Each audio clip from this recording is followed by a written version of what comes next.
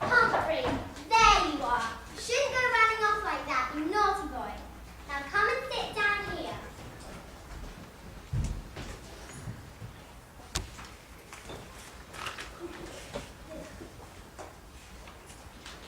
Oh!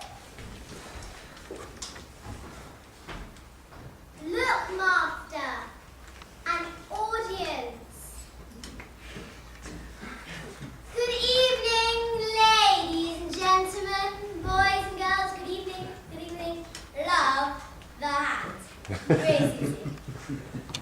Shall I say something? Tell them one of those jokes they always fall for. Oh, all right, say what you like.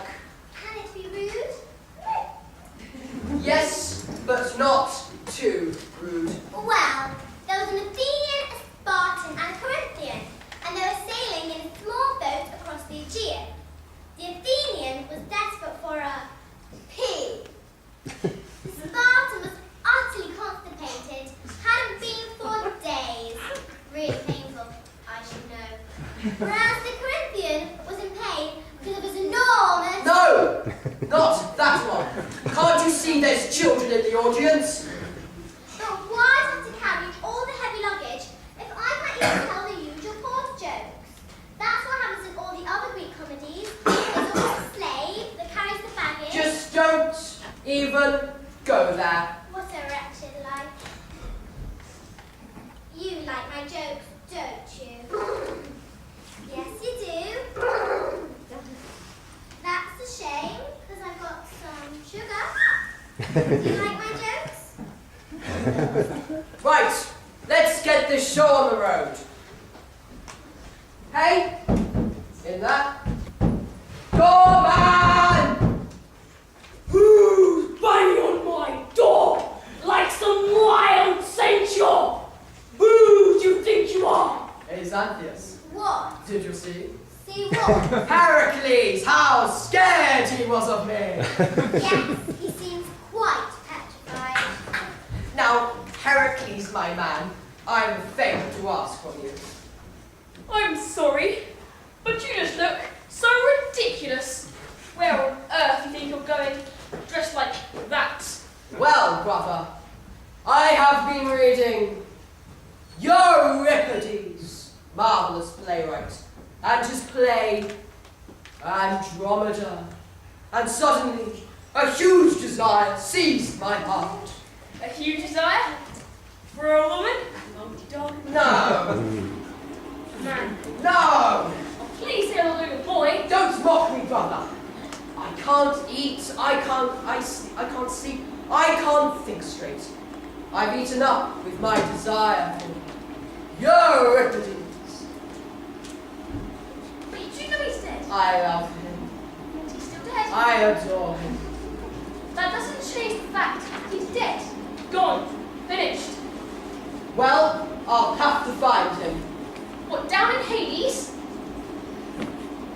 I'll go even lower if there is such a place. What's the point of that? Have you seen what's on in the evening? If I met these so-called writers, I'd spit on them. They're so lousy. True. But if you have to be a playwright back, what about Sophocles? He's better than Euripides anyway. I know what you could do. Shut up, pipsqueak. something to give up. Something like the sky, just a little town. Oh, wild flowers blooming over me like nymphs. You actually like that stuff? Like it? I love it. Why, it is a trifle heavy. Now, don't try to tell me what to think. Not with tragedy. Well, I still say it's a gigantic piece of camel poo. Can I tell you what I think? No! So that's why I've come, dressed like you, so you can tell me the way to Hades. You once went there once to get that three-headed dog. What's his name? Big teeth, very scary. Cerberus. I don't know why you can't stay here instead of chasing some three-headed dog. Talk! That's all you do, isn't it? Don't worry, brother. I have a plan. Yes? Get that rope Yes? and that stool, Yes? and we'll hang you. No. Well, could poison you. Certainly not. See, right. Let's go. See that tower? Yes? Climb to the very top. Yes? Lean over the side. Yes? And jump. That'll kill you. To be honest, I don't want my brains all over Athens. Aww. I'd rather use the road you used. A perilous journey, fraught with difficulty. First, you come to a vast lake, immense and bottomless. A lake, you say? How do I get across? In its tiny boat, an ancient sailor takes you across to a field. 2 obols. 2 obols? The bony chick! What does he want 2 obols for? It is a tradition Theseus taught her. But after that, you come to the snakes. Horrific monsters too. Now, don't try to make me scared. There's no way you're going to make me go all the way back to Olympus. Right? Well, after that, you come to a giant cesspit. Seriously smelly place, filled with human floating turds. But after that, you'll hear flutes, and beyond the myrtle groves, beautiful women all frolicking about. Who are these women? They're called the initiates. Ah, the initiates, the ones who celebrate the mystery. Then by God in these mysteries, I play the ass. They'll tell you all you need to know. Then the gates of Pluto's palace. And now I bid you farewell. Farewell, Heracles. Come, Xanthias and Humphrey, to Hades.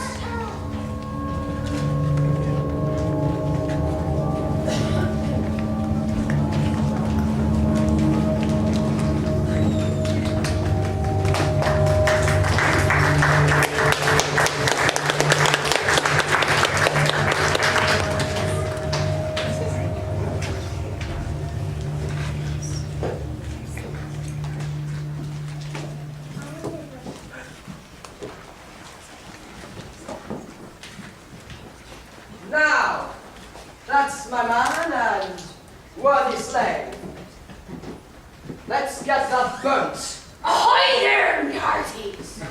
Coming along, Sully! Where are we? Well, by Zeus, this must be the river Heracles was talking about. Oh yes, and that must be Karen. Who's seeking a rest from work and trouble? Who's headed for the fields of forgetfulness? Or never, Neverland? Also, stopping off at the dogs, the crows, and Sparta. Hey, I paid for you! Well, that's it. Then jump aboard!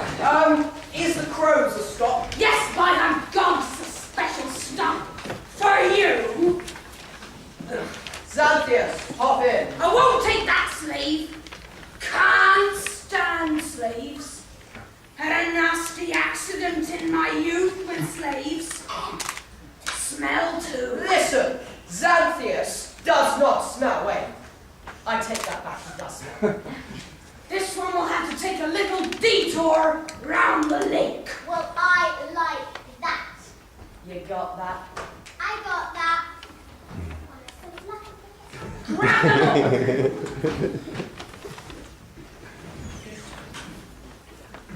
What are you doing? I'm sitting on this oar. That's what you ordered me to do. Get up. Take this oar. You'll hear lovely music once you make the effort. Music? What music? The music of the swan flutes. Oh, all right. Let's get the rhythm going.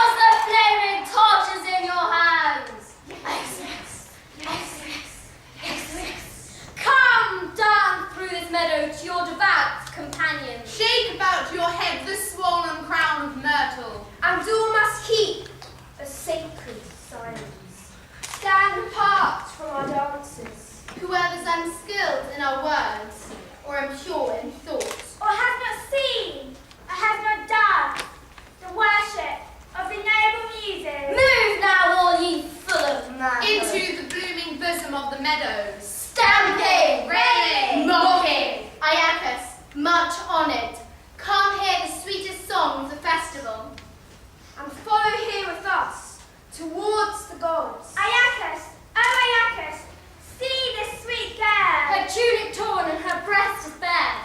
Iacus, Iacus, you come like very star of all nocturnal rites. Thank you for your kind welcome. You do that for everyone who is there, just for me. You are so embarrassing. Now, we have a question to ask. Yes, me beauties, what you doing later tonight?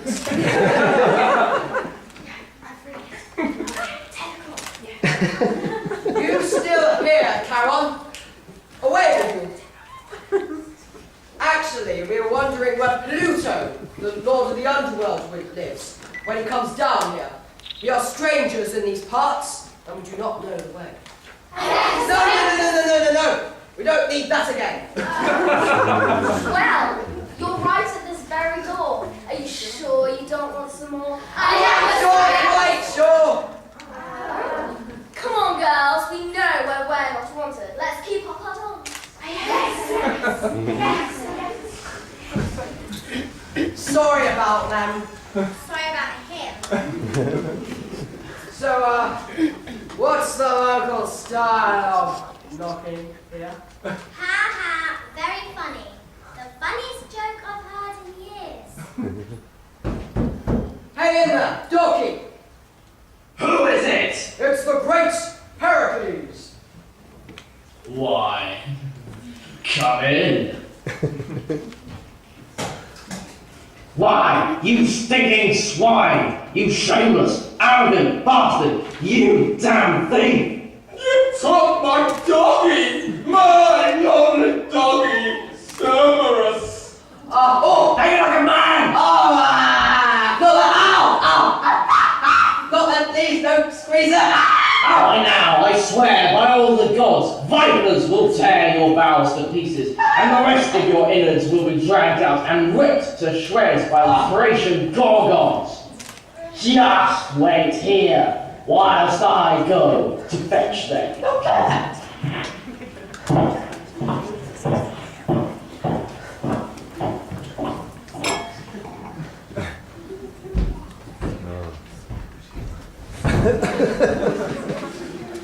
has happened to you? I'm a mess! I've made an offering. I can smell it. Cool. You're being ridiculous. Get up before some stranger spots you. Quick! There's a sponge in the bag, get it! Don't think there is. I might have written Andrex.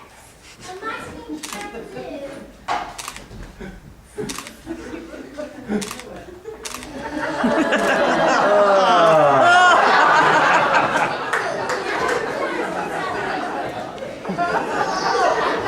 Here, puppy's on a roll. You can do it. One thing I'm not helping you with. By Zeus! Didn't you get the runs yourself? When you had that man back there with his angry words and powerful threats? No, it's you who wants to kill, not us. Why should we worry? We're not scared of him, are we? No. All right then, if you're so brave, you can be me. Take this crown and lion skin, if you've got the guts, that is. I'll trade places with you. I'll even carry all the baggage. Oh, blimey. Whatever did I do in my last life to deserve this?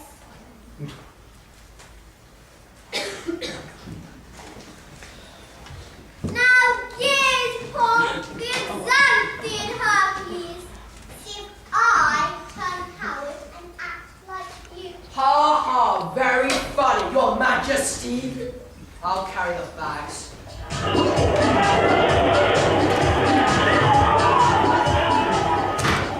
Oh my God! Is it true? It's Hercules really here. Hi, you beautiful man!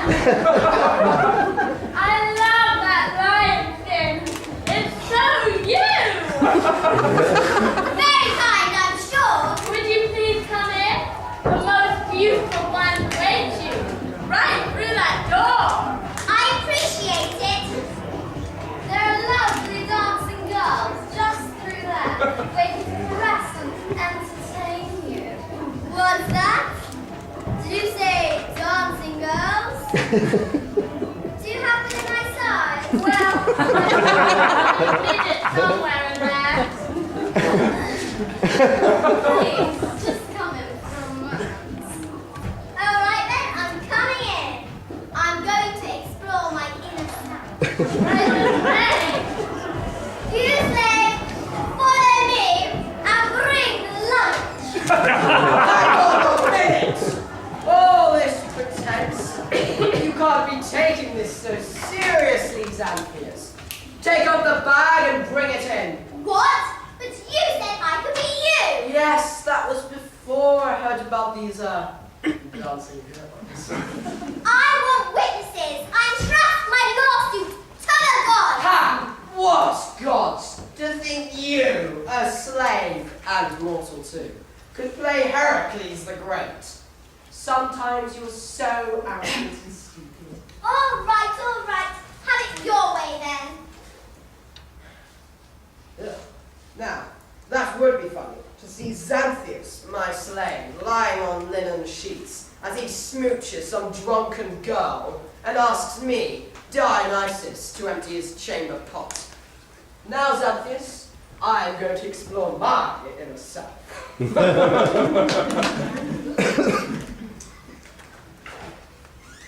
Nothing ever works out for me. Oh, shut it.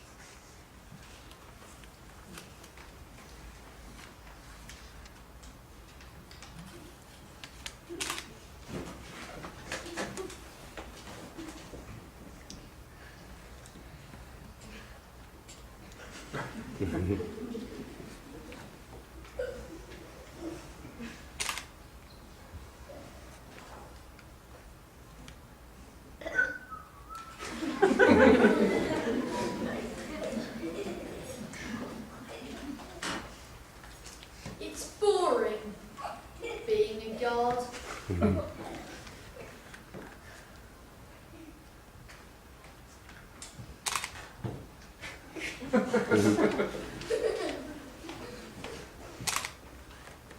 Very boring.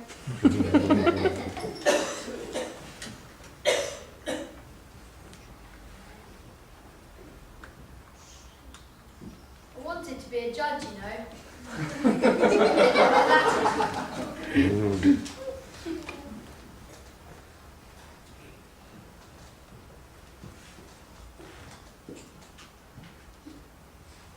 I think the audience is getting bored too.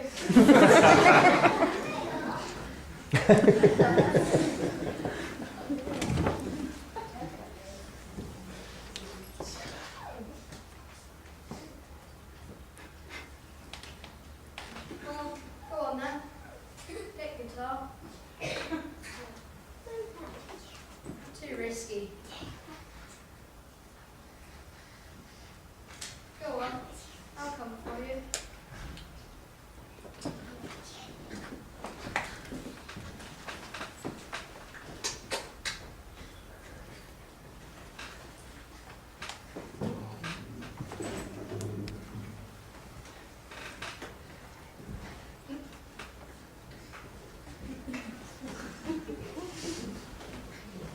What's the big deal with all these writers nowadays with their little verses?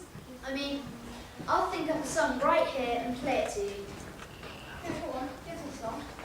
What do you think that's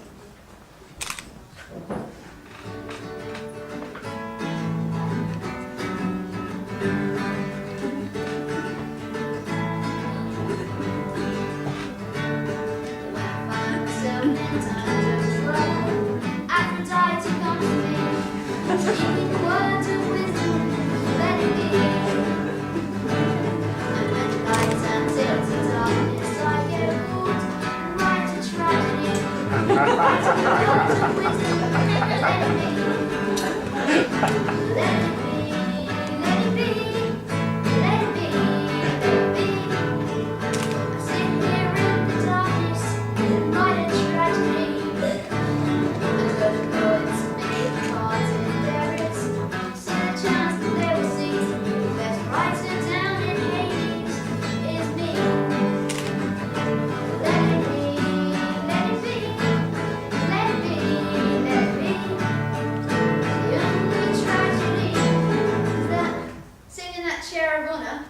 It's not me.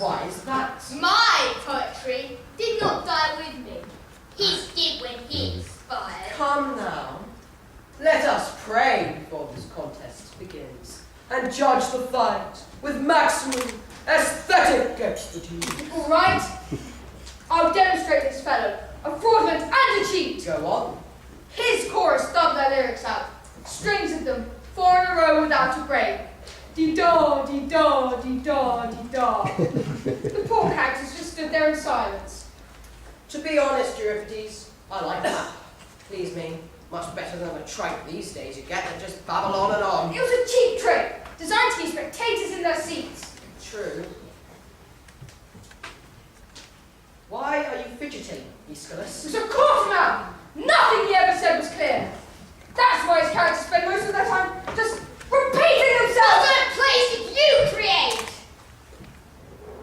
What sort of plays did I create? First, I made them slim, reduced their weight with walks and laxatives. The floor plays just go on and on. The audience sits there politely thinking, oh, this is art, when really they can't wait for the damn play to finish. How dare you speak to me in such a way? These people enjoy a solid play. They don't want cheap tricks and jokes. I taught them to think, to see, to understand, to love new twists and double dealing.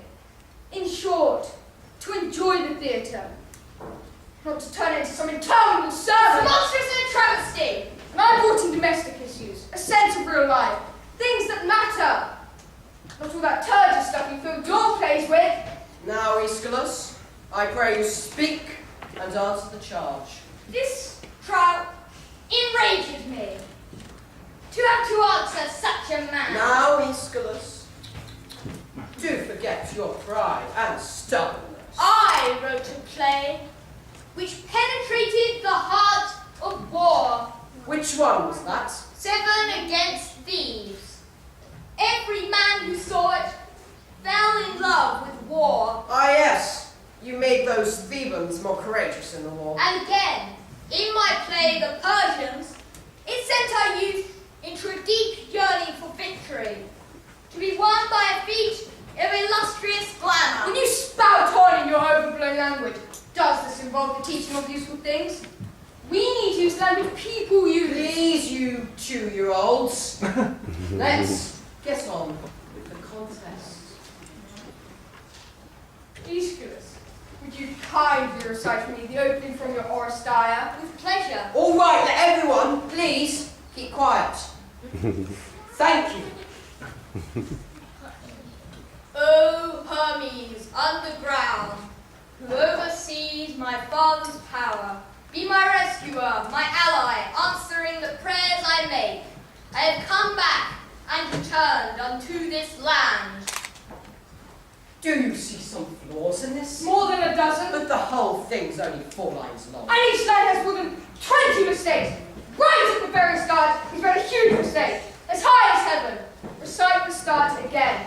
O Hermes, underground, who oversees my father's power. Hold it!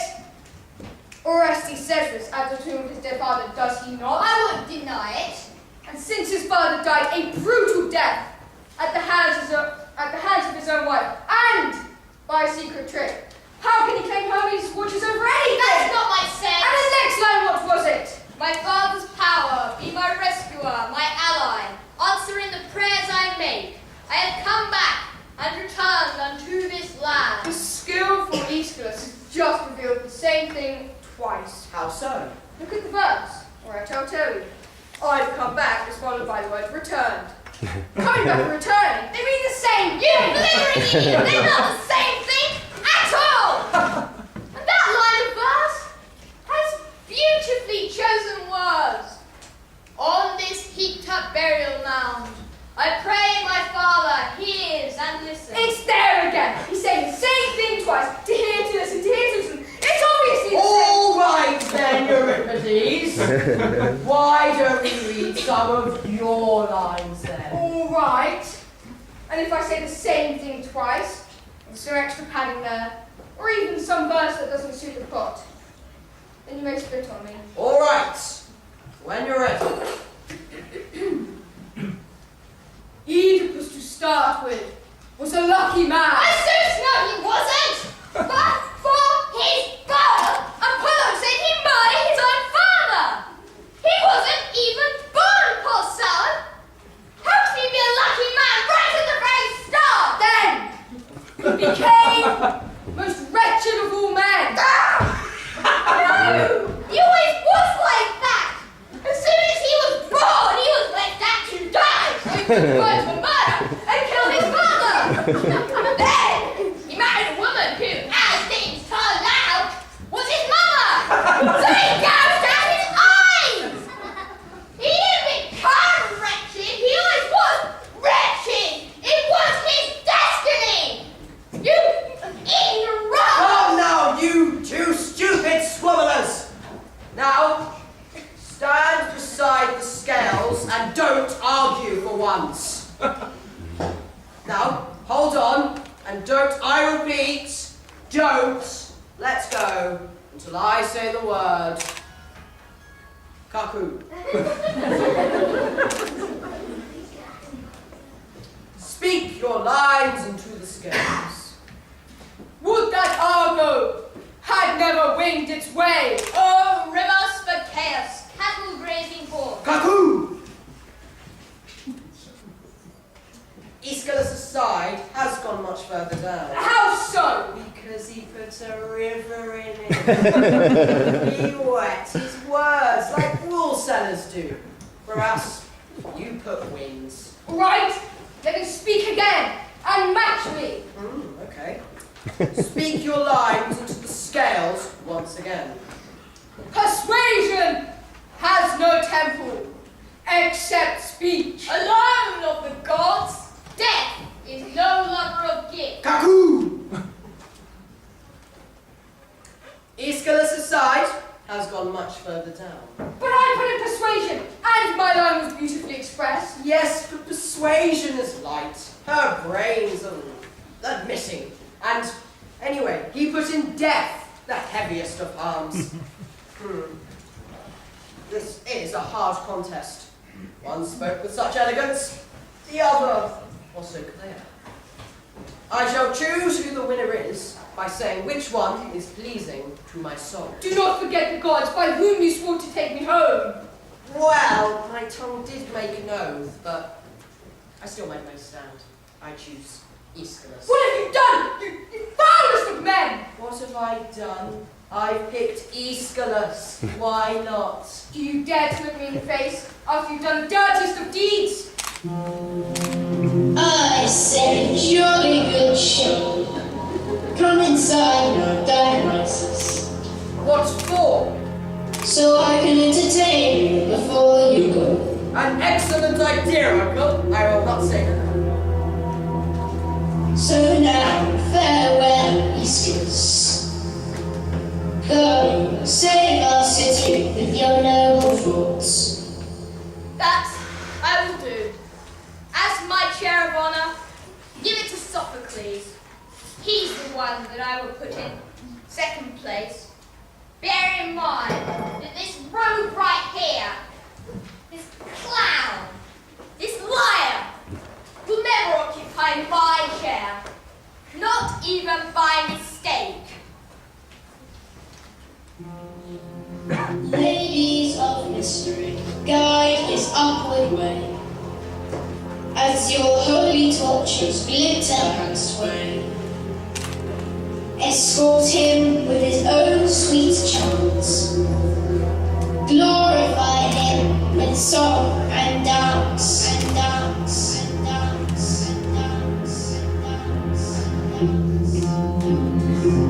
Now, you subterranean spirits, bid our poet a fond farewell. Upward, ever upward to the light.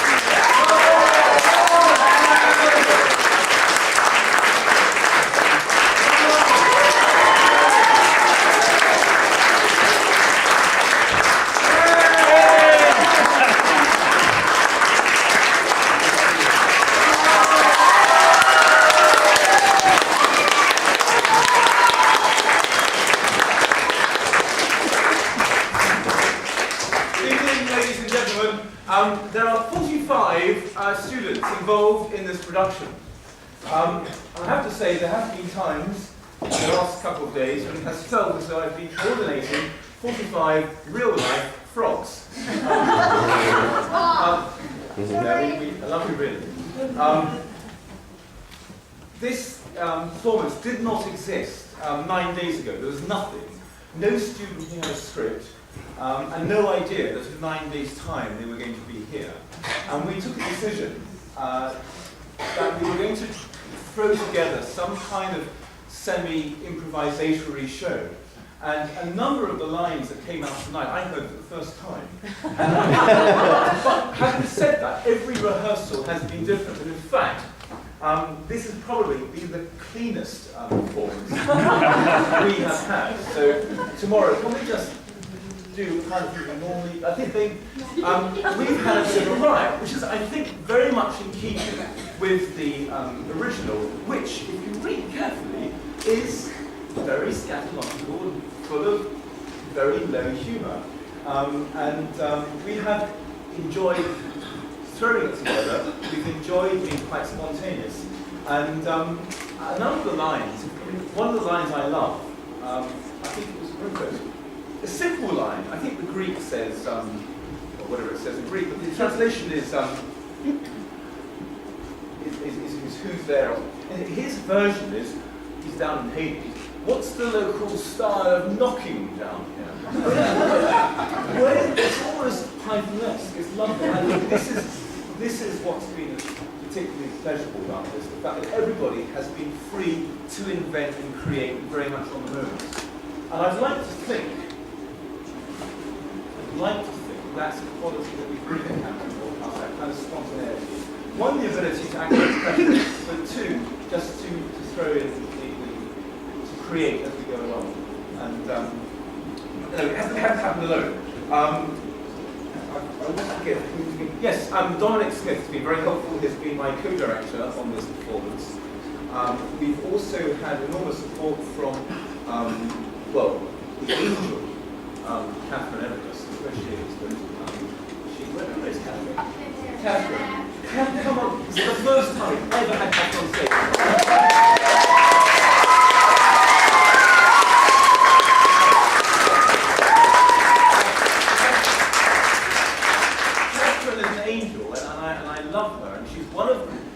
So nice in life that I sometimes hate me now. No, I think you get trampled on for being too nice to something. You're lovely, and she's helped with all the makeup and sent me an email, said anything that needs doing, just ask me. Also, Sarah Brennan, she's here, but she's also been fabulous. And Ruth Sadler, you've all been absolutely fabulous to bring this. Now, there is a small matter of music. Every Hampton Court House production has Julian Stewart Lindsay, who's produced, as always, some marvellous music. And Julian, you're going to come on stage. There's a lot of new parents here who don't know what you look like.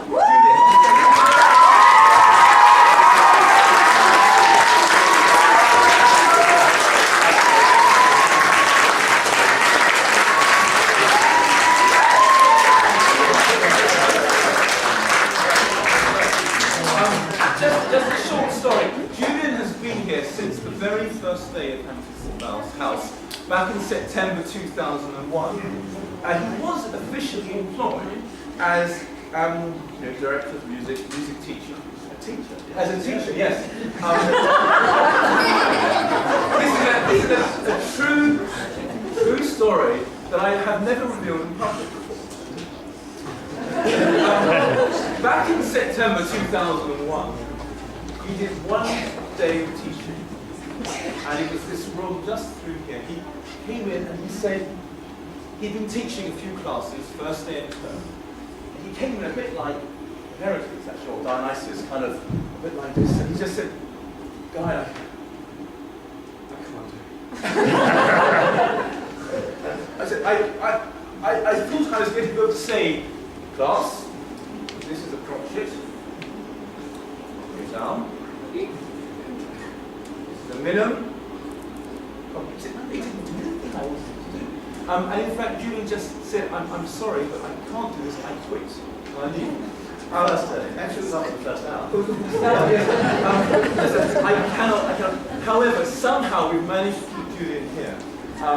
Julian adds the magic. He works, what many of you, some of you will know, but what a lot of you won't know, is that for those children who are musically inclined, and particularly for those who have compositional gift, he works with them, really, limitless, the time he gives, in ones and twos. We have a little recording studio here, music studio, and you're just a lovely, lovely person to go around, doesn't that? So, Julian, just...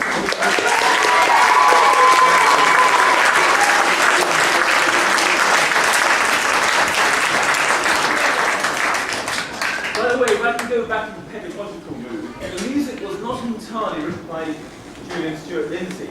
It was also written by Michael Tippett, yes. Master of Time, in case you were wondering. And Guy Holloway wrote a cue as well. I did a bit as well, but that's all. Right, who else? Chloe Pemberton's been fantastic today. You should be working. You're a year 10 student. It's outrageous you're involved in it.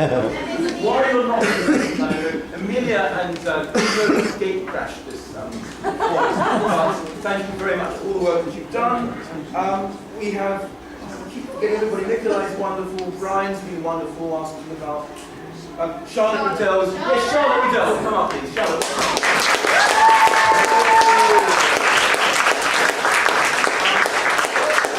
Last night, this is real Hampton Court House. You really are a Hampton Court House child, because last night at 4 o'clock, she said, we finished the rehearsal. She said, oh, father arrived.